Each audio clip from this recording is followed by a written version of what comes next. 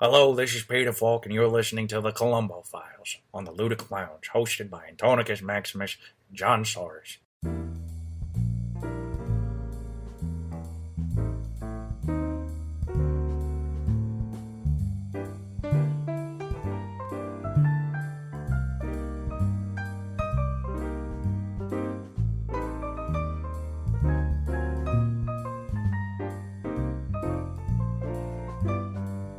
Hello, good listeners, and welcome back. We've been back from outer space. We just walked in to find that happy look upon your face. You know what, John? I was thinking we should have changed those stupid locks. Why would we? We love these people, don't we? Absolutely. You are listening to an episode of another file in the Columbo Files. I am one of your hosts from the Ludic Lounge, John Soares. With me, as always, is, you heard his dulcet tones already, the man, the myth, the gluteus to the Maximus himself, Antonicus Gluteus Maximus IV, Anthony to his friends. Anthony, bid a good Charlton Heston morning or evening to our listeners at home. Hello. I'm Charlton Heston saying good day or good morning or even good night. Goodbye. Thank you for humoring on that. I would have made it into a dual Charlton Heston fest, but we're men on a mission this week. Yes, absolutely. Mostly because we delayed. Life's been a little crazy in our neck of the woods. You know, yes. Everything's all good and hunky dory. It's just moving sucks. Yes, absolutely. But John, speaking of Anthony. moving, how are we moving in tonight's episode? Well, we are moving in a very particular way, Anthony, and our good listeners. We are doing, following the trend we set after we finished season 1. We have wrapped season 2, Anthony. We are 2 seasons in to Columbo. We're neck deep in the 70s. Neck deep. Neck deep. Neck deep. I'll let the double entendre work for itself. And like we did with season 1, we're going to do a ranking both for ourselves, Anthony and I, and for the show as a whole. We have 8 episodes to go, and the way this is going to work is similar to our last ranking episode. We will talk very briefly about the episode once Anthony and I have both said the episode in our ranking. And once we have both said whichever episode it will then go into a spot in the 1, 2, 3, 4, 5, 6, or 7th, 8th place in the season 2 ranking for the Columbo Files as a whole, as its own entity. So, Anthony, give us your number 8 episode, and I think we can actually start talking because I think we might have the same episode. Perhaps, John. My number 8 for season 2 of Columbo that I put, meeting the bottom barrel, was Dagger of the Mind. And funny enough, Anthony, mine at the very bottom of a very British barrel is Dagger of the Mind. And that puts it at a firm number 8 on our season 2 master list. Anthony, give me a brief little thought process on why you put Dagger of the Mind at number 8. I mean, John, it's pretty straightforward, pretty easy. Honestly, this is a lot easier of a ranking for season 2 than it was for season 1, in my opinion. And the reason Dagger of the Mind is at the bottom of the barrel is while I enjoyed a lot of what this episode brought as far as Columbo across the pond and some of the nuances and the funny little slapstick and the fish out of water story there was, it just ran way too long. The fish out of water gag was it was funny the first couple times, and then they beat it over the head. And then, our co-stars of our murderers, if you will, who was, Richard Basehart and Honor Blackman, they were just fine, but even fine is really I feel like that's a stretch. I feel like, there could have been...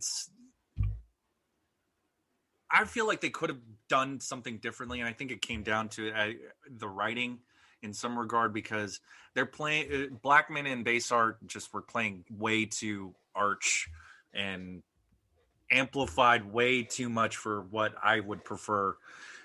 in Columbo. And I mean, that's not to say I don't like it when the villain, the murderer is a little cartoonish. Sometimes that helps, but I think that the problem with Dagger of the Mind is that they just go a little too far, and turning this whole fish out of water thing into a recurring gag just gets old. And at a certain point, you just want to get to the meat of the episode, and there's just so much British shoe leather in Dagger of the Mind that it bogs everything down.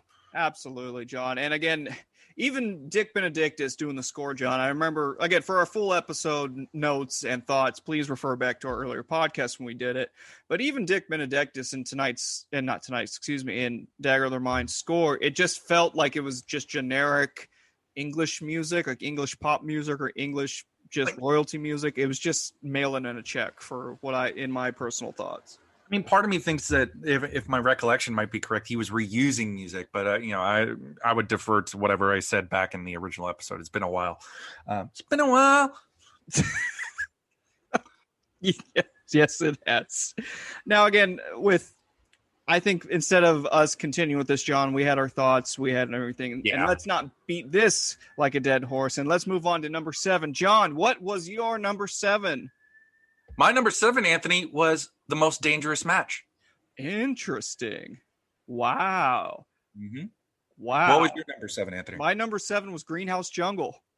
Hey, we could talk about Greenhouse Jungle because my number 6 is the Greenhouse Jungle, Anthony. Wowza. Yeah, no, I wanted to like this episode a little bit more. I honestly really did, but in like the scope of what we got in this season, like we went from, you have like really, really highs, really, really middle of the road, and real clunkers. And I feel like this one wants to be middle of the road, but it feels like more of a clunker than anything else to me. Because you have Ray Milland being just a little like, I miss the Ray Milland we got in season 1, where it was a little bit more subtler. It was a more powerful performance. Here it's just a little less toupee, and a lot less toupee. I feel like what he's doing here is just, he probably would have fit better in Dagger of the Mind than Richard Basart did, to be quite honest. You know what? Hard agree. Honestly, hard agree. And it's just like I don't care. I don't have much sympathy for the victim. You get Columbo saddled with, that idiot, sergeant the whole episode.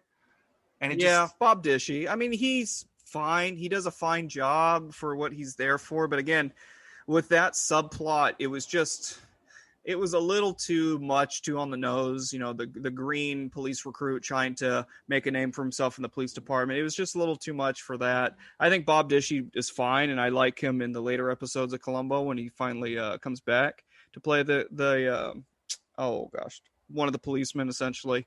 But yeah, John, I mean, Ray Milland was overdoing it in multiple ways. Columbo, Peter Falk was great in this episode. I'm not going to take away from his performance. I really am not. This is one of his finer ones, but it was just with Ray Milland and with Tony Goodland, who was just like a wet sock of a man in this episode. It was just, honestly, it left a bad taste in my mouth. That's why I ranked it second to last, because it just barely scraped by because of Columbo's Peter Falk's performance in this. That's why for me it barely scraped Dagger of the Mind at the bottom of the barrel. Now, how often does Falk's performance measure in for you? Because like for me, like he's so consistent. Like there's only like one so far.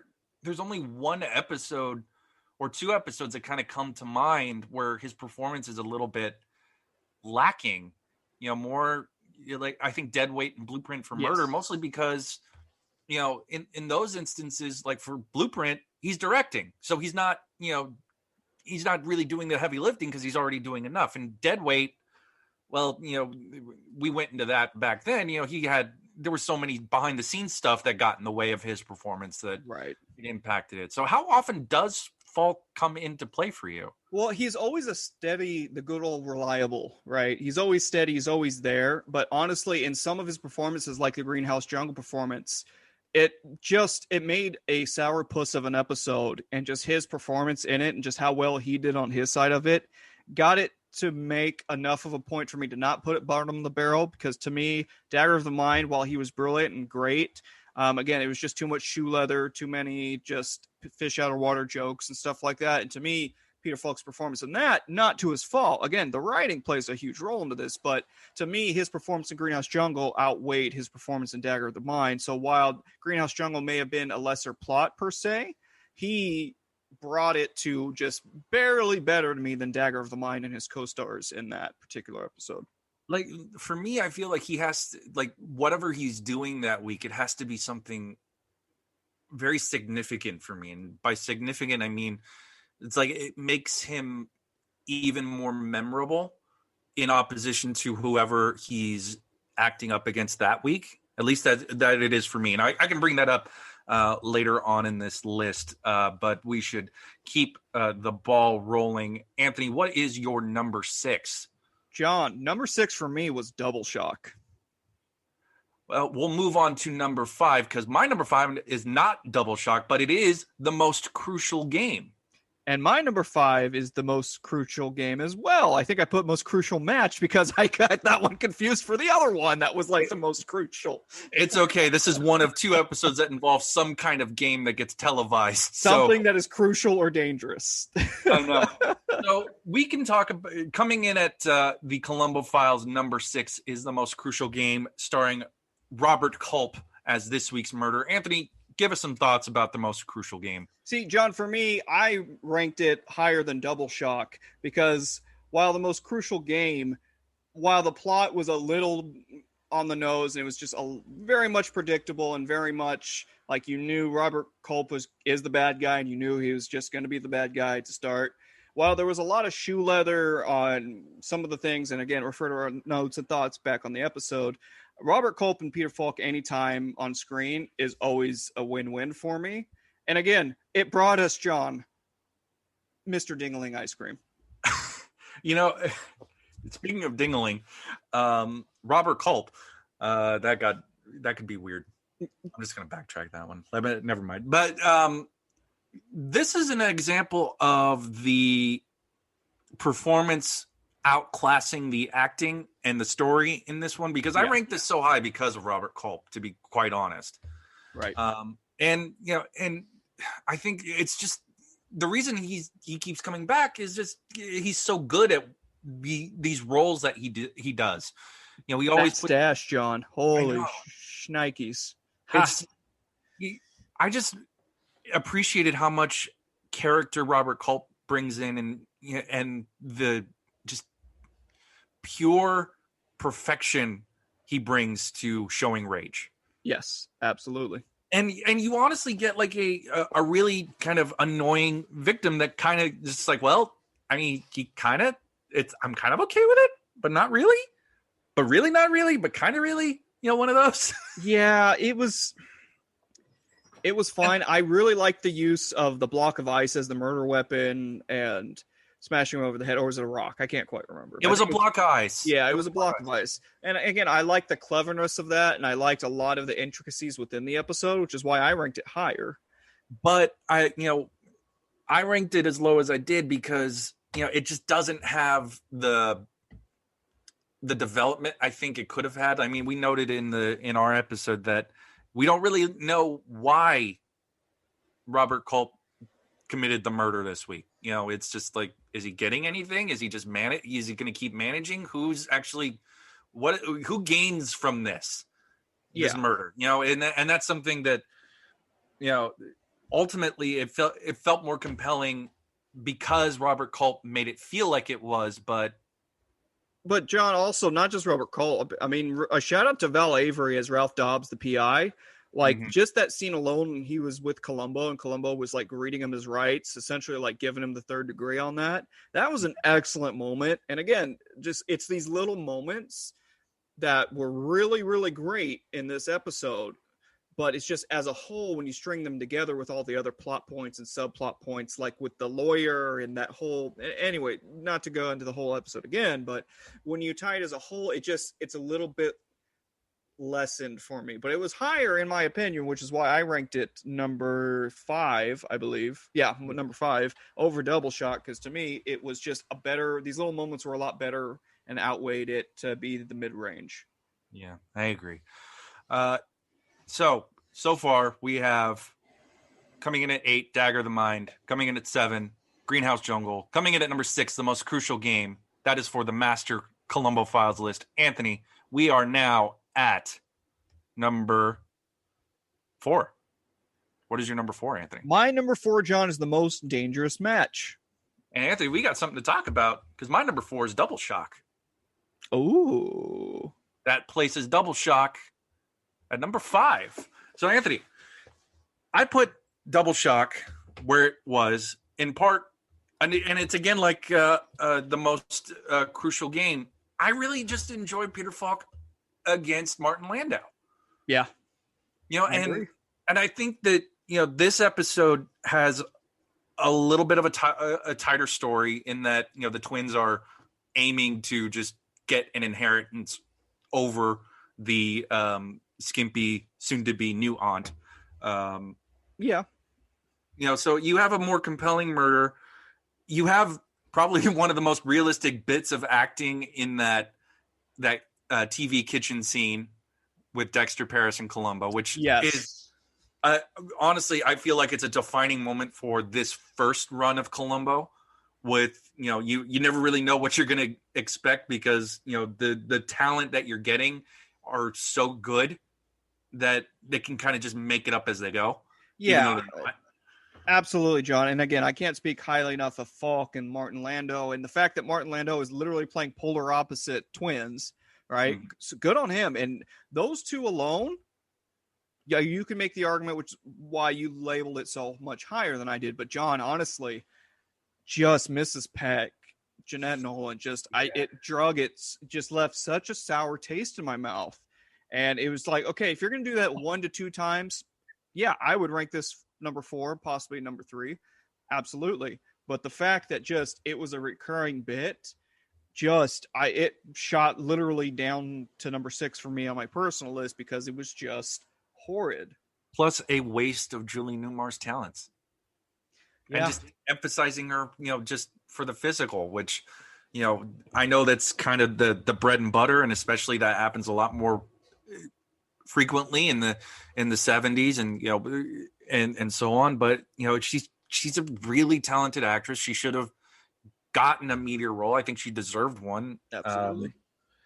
It's just, I feel like the episode gets boosted a lot by that Double Shock. And John, we're never sure. Yeah, we're never sure who murders her, which twin does it, if they're both in cahoots. Again, another instance of a side murder, a secondary murder of a woman going completely unnoticed or untouched. Yeah, you're making the argument for me to put it lower, but I mean, retrospective that can come later. Yeah, exactly. You stick with your guns. That'll be for the master list. Yeah, I mean, that's true. At the end of the day, on the master list, it does still come at number 5. Anthony, what is your number 3? Or did you say number 4? So I had most dangerous match for number 4, the chess one. And I said Double Shock. Okay, so we are at number 3. All right. So, but wouldn't dangerous match then by theory go to that spot since mine was higher and yours was lower for that one? Oh wait, no, we have to talk about most dangerous match. Yeah, that's what I'm saying. That was my number 4. See, John, I told you your ranking system, John. No, hey, no, that was my screw up. I just overlooked it. I just jumped the gun. That's fine. That's on me. It's not on the list. It's not on the list. We were on such a roll too. I thought in my heart of hearts, our poor loyal listeners will not have to endure what they did for season 1. Nothing's ever perfect in this world, Anthony. I try. It wouldn't be a Columbo File episode if there wasn't just some banter and blunder. Let's be frank. I mean, that's just part of the game. So, Anthony, let's talk about the most dangerous match because that is your number 4. That is my number 7. That is officially number 4 on the season 2 overall list. Anthony, what do you think? So the reason I had it so much higher And maybe it's just because not what this episode brings, but just such a lower weight of the previous episodes, which is why this one rated higher for me. But honestly, I really liked Lawrence Harvey's antagonist to Columbo. I really liked how, especially the diner scene where Columbo is trying to catch him in the act and catch him in a lie, and that cat and mouse game that him and Emmett Clayton play. That scene alone, again, you mentioned defining moments of Columbo. That was one of the defining moments of Columbo for me, because again, it was just like, okay, Columbo now knows he's not gonna, have to utilize some of his old tricks. He's gonna have to step up the game slightly. And again, the side characters for the most part were fine. I really appreciate what was his name? Borowski, Mazer. Was it Mazer? Major, whatever. Borowski. I liked his additions that he did. The handler. Yeah. And again, the murder victim was one of the most relatable, I don't know, best murder victims. Is that a thing? I think he's infinitely one of the more likable ones. And it's like you really feel bad for what happens to him. He doesn't deserve it because it's all based out of the insecurity of Emmett Clayton, which, he honestly should have just gone to therapy like any other person should have, but then we wouldn't have had a show. I put it as low as I did because I just didn't jive as well as you did, I guess, with Lawrence Harvey's performance. I just felt like he felt like just a low rent Eastwood to me.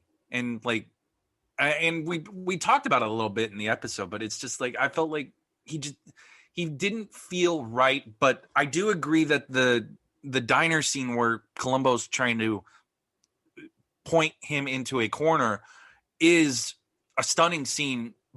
But honestly, I feel like it's just elevated because of Peter Falk, not because of Harvey. Fair. And again, that's very, very fair criticism to your point. And again, I mentioned to you off mic that there was a couple that could just be swapped interchangeably. For me, Crucial Game was 5, Dangerous Match was 4. Those could be easily swapped given any argument, right? So to me, they're about on par for that mid-range of them. But again, just like with the relatable victim, the diner scene between Columbo and Clayton, and then again the diner scene between Dudek and Clayton itself when they're playing the chess, and that poor maitre d' just wants to go home. Like, there's key moments in there that made it better, but again, the reason I had it so high is just the bottom of the barrel was the real bottom of the barrel for me. So that's why, just by process of elimination, essentially, it got to where it went. Yeah, and when we do an overall series ranking, we'll really know what the bottom of the barrel is. Yeah, true enough. So, Anthony, I think it's time to talk about our number 3 picks. What did you pick for your third best episode of season 2 of Columbo? John, my third best episode was Requiem for a Falling Star. Mine was Etude in Black. Interesting. What was your number 2? Etude in Black. Let's talk about Etude in Black. Excellent. So, John, Etude in Black, for those who don't remember, this was the season 2 opener. And this really felt like a season 2 opener. Like this, honestly, the stacked cast, the way it was, the writing, in my opinion, was excellent. I mean, you had John Cassavetes, Johnny Staccato himself, was just on point. I appreciated just the cocky demeanor, the "you'll never catch me, I'm too smart, I'm too brilliant for you, Columbo," and just the small little screws that Columbo puts into him as the episode goes in. And so the ultimate, where gotcha moment, "you're coming with me," where they're in that dark room and he's trying to record that weird random war film he's trying to do the score for. Again, just that gotcha. And when he's finally gotten, he just hands the not mic, but hands the little director stick over to him. And he's like, "Yep, you got it." And then he just has that tender moment of, "I've always loved you," to his wife. "I'm so sorry, you don't deserve this." Again, that tugged at the heartstrings. It really, really, I don't know, just as a whole, really made it for me. Anthony, what I think you're catching upon for Etude in Black is something that I was thinking about, and just hearing you talk about it, is that Etude in Black is really probably one of the best examples so far of real human moments. Yes. in this show so far. And I think that's just a testament to how Cassavetes learned to act and how he held himself when he was acting, and how he and his colleagues held themselves when they were acting. And you see that in the friendship, Falk and Cassavetes had throughout their life, where, they would do very compelling, serious character work. And I think that's what we're picking up on here, is that, everybody in Etude in Black really feels like a person you could come across in life. Yes. 100%. And it's so rare that we get kind of these tender, quiet moments between, individuals. Like, we don't get moments between, Cassavetes' character and Blythe Danner's character like we do here. And that's all. Since I mentioned Blythe Danner, she's also one of the standouts here, because she's also she does such subtle work here, and such strong, sad, it's a smart woman who is just kind of, blinded out, or, obscured by the light of her husband.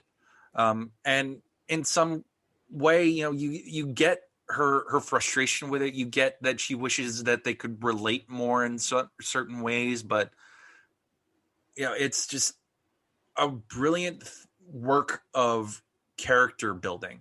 Yeah. And that's what I think, I mean, I didn't list it as high as you did, mostly because I think like the episode drags a little bit. It's a little bit stuffed. Yeah. There's and that's not other.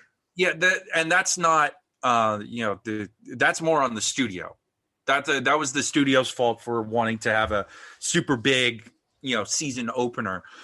And I think that puts it down a little bit, but honestly, Etude in Black is still one of the strongest examples of what Columbo does. Yes. And what makes it so endearing to people.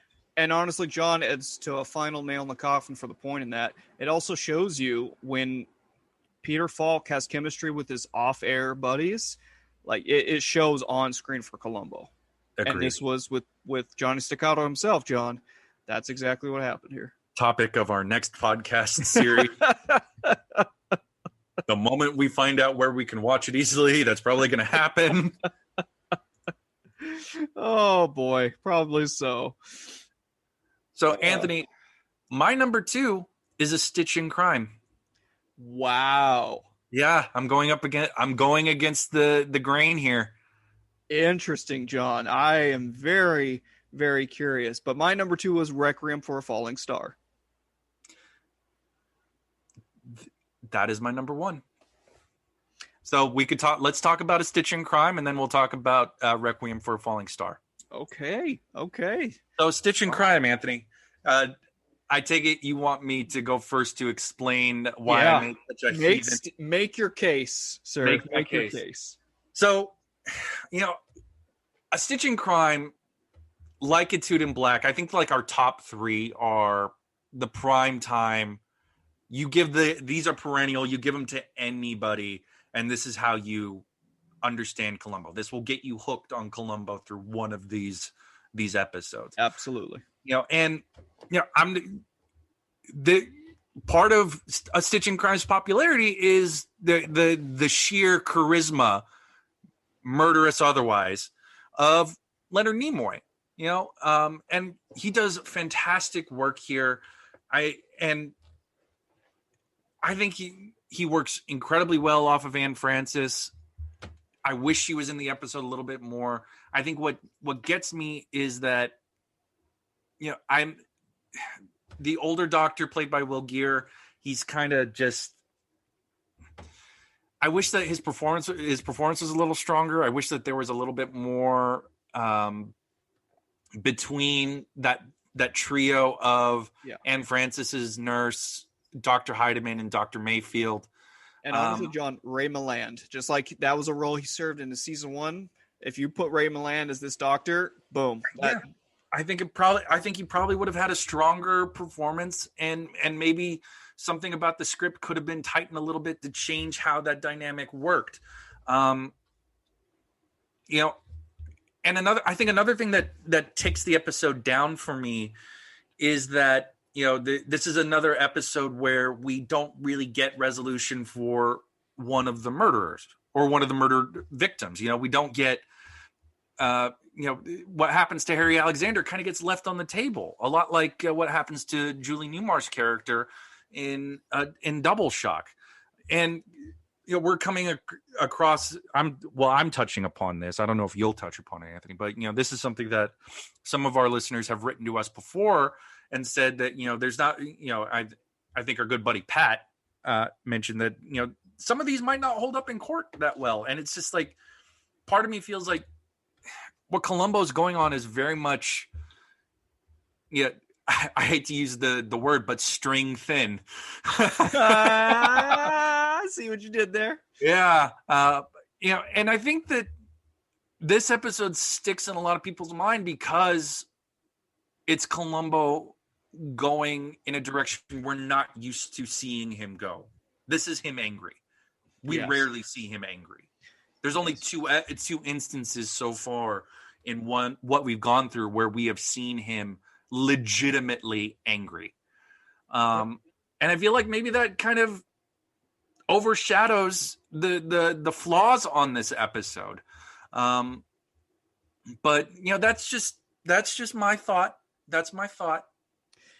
John, why I rank this number one, and again, it's for a lot of the same reasons a lot of folks put this number one overall in the entire Columbo run, is Leonard Nimoy as Dr. Mayfield's excellent.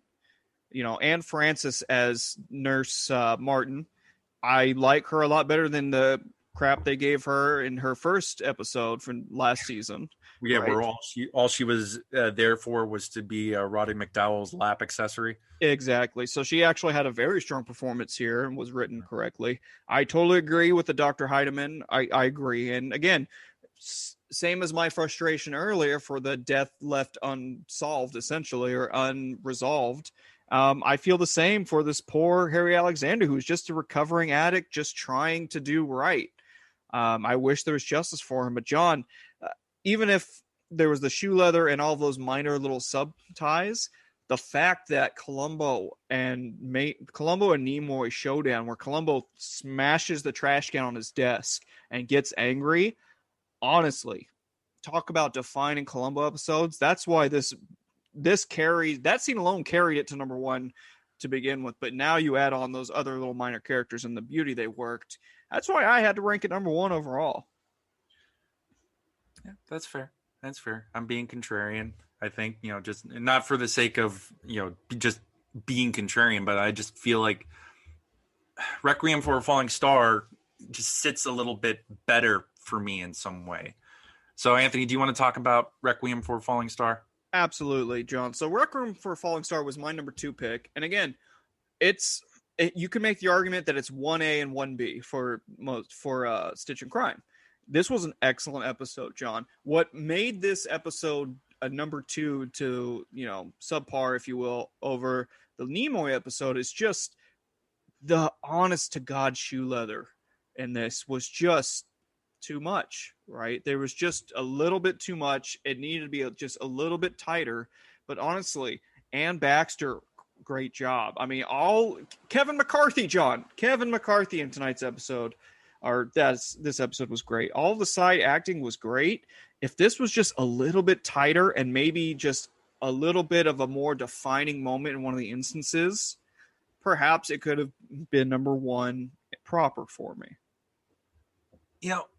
I know we kind of harp on shoe leather a lot, and how it kind of, and that's just the nature of how TV has evolved in, the couple decades that Columbo's been on the air. We like things to kind of be a little bit more fast, but I think like in this case, what kind of puts the shoe leather on the back burner for me is Ann Baxter's performance here. And I think that what Nora Chandler has here is such a complex story, and she's just so run by her frustrations and her hangups, and that ultimate feeling of betrayal that seems to run through her life. First it was, her husband, then it was, Gene Davis, even though Gene was just doing something in her own sorry about that.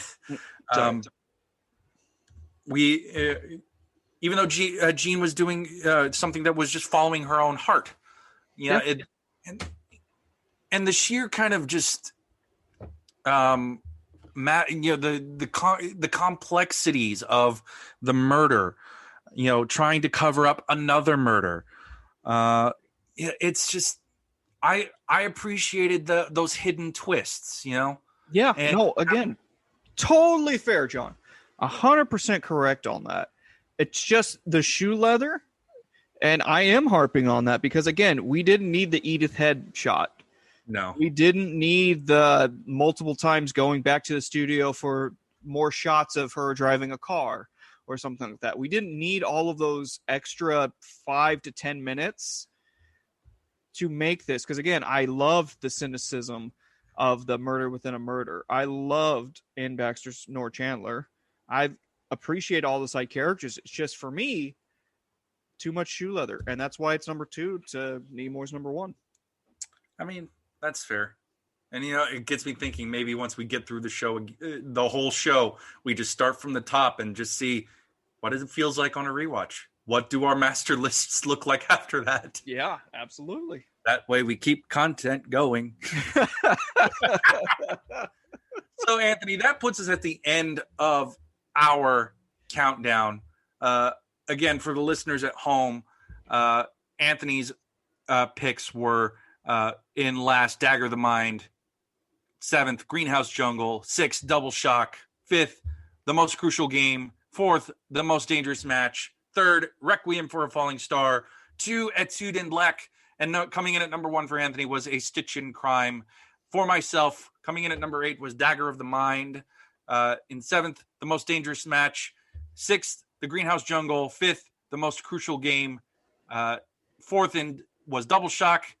Rounding out the top 3, Etude in Black. Coming in at number 2, A Stitch in Crime. And for me, the controversial pick, Requiem for a Falling Star. And for our master list for season 2, Requiem for a Falling Star comes in first. A Stitch in Crime is second. Etude in Black is third. A Most Dangerous Match is 4th place. Double Shock comes in 5th. The Most Crucial Game is 6th. Greenhouse Jungle is 7th. And deservedly, number 8 is Dagger of the Mind.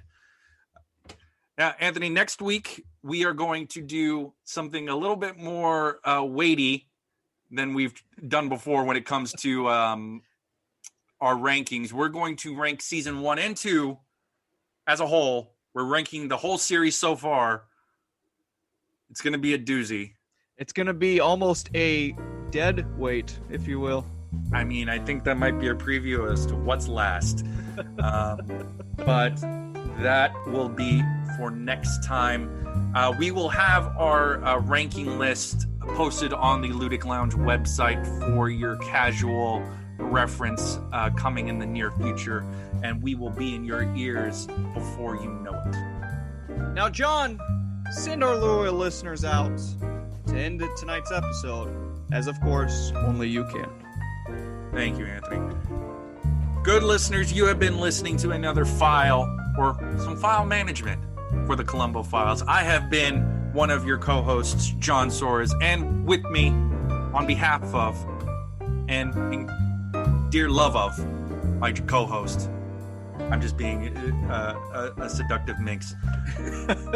On behalf of my co-host, and the man, the myth, the Gluteus to the Maximus himself, Antonicus Gluteus Maximus to the 4th, Anthony to his friends, we bid you a good night, or a good morning, or whichever it is. And we just want to say thank you. Thank you very much.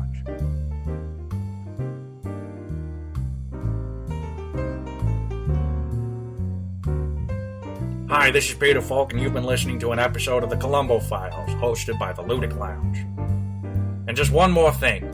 Be sure to follow us on Twitter at Ludic Lounge, Anthony at RojoLoco44, and John at just_John_0891. Or feel free to email us at theludiclounge@gmail.com.